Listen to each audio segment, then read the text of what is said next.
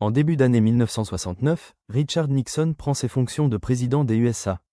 Cette guerre a bouleversé le mode de vie des Sud-Vietnamiens. Avant l'arrivée de l'armée états-unienne, 80% d'entre eux vivaient à la campagne. À la fin des années 60, la moitié vivait en ville. La population de la capitale du Sud-Vietnam, Saigon, a triplé et la moitié n'ont pas de toit. Des maladies comme le choléra déciment la population.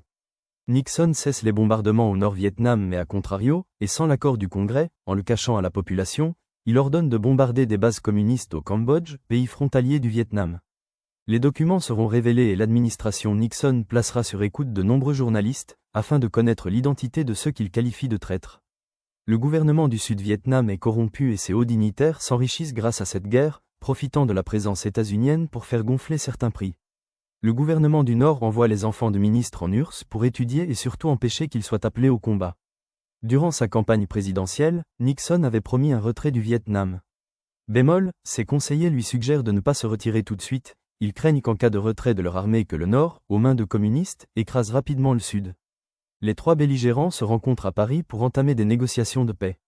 Un problème important va freiner ces négociations, le Nord-Vietnam veut renverser le Sud pour réunifier tout le Vietnam et ériger un régime communiste. Le Sud veut conserver son territoire et les USA ne veulent pas que le Nord accomplisse son but.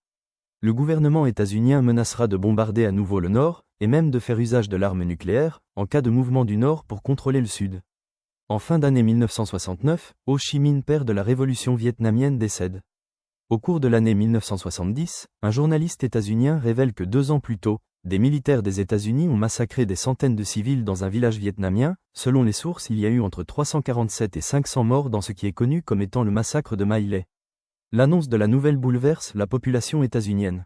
Alors que Nixon tient sa promesse et commence à retirer ses troupes du Vietnam, il envoie d'autres soldats pour une mission au Cambodge afin de s'attaquer à des postes avancés nord-vietnamiens et permettre au Sud de se préparer à leur départ. Ces 2 faits majeurs vont provoquer un soulèvement populaire massif aux États-Unis, traduit par de nombreuses manifestations. L'une de ces manifestations pacifistes va virer au drame. Devant l'université de Kent, les gardes nationaux vont ouvrir le feu et tuer 4 manifestants.